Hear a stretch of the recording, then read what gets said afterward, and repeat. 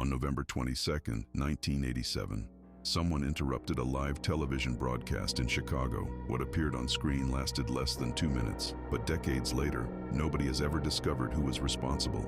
It happened late at night in Chicago. At first, everything seemed completely normal. A sports segment was airing live on television when suddenly, the signal cut out. For a few seconds, viewers only saw static. Then an unknown figure appeared on screen, wearing a distorted rubber mask, dark sunglasses, and moving strangely in front of a spinning metal background. The figure resembled Max Headroom, a fictional TV character popular during the 1980s. But something about the broadcast felt deeply wrong. The movements were unnatural, the audio crackled constantly, and the person behind the mask spoke in fragmented sentences that barely made sense. At first, people thought it was some kind of joke, but the interruption quickly became more disturbing. The figure started laughing uncontrollably, making strange noises, mocking television personalities. Then suddenly, the screen went black. The station regained control moments later.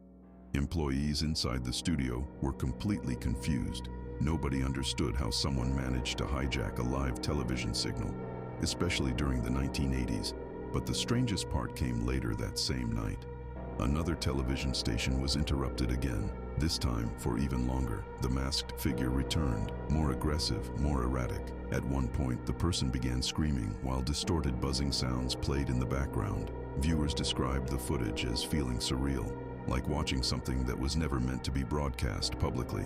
Toward the end of the interruption, the figure bent over while someone off-screen appeared to strike them with an object. Then the signal abruptly ended. Police investigated the incident. The FCC became involved. Television engineers tried tracing the source, but nobody was ever identified. No arrests, no official explanation, nothing. Over the years, theories spread across the internet. Some believed it was created by hackers. Others thought it was an art project designed to disturb viewers. And some people became obsessed with one specific detail. The person behind the mask never sounded nervous, almost like they knew nobody would ever catch them. Even stranger, the equipment required to hijack television signals during the 1980s would have been extremely difficult to access, especially without being detected.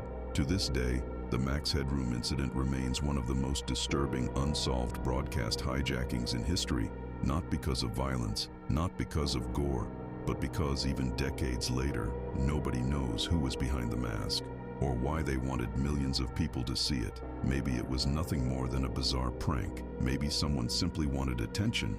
But if that's true, why was so much effort put into hiding their identity? And why has nobody ever come forward after all these years?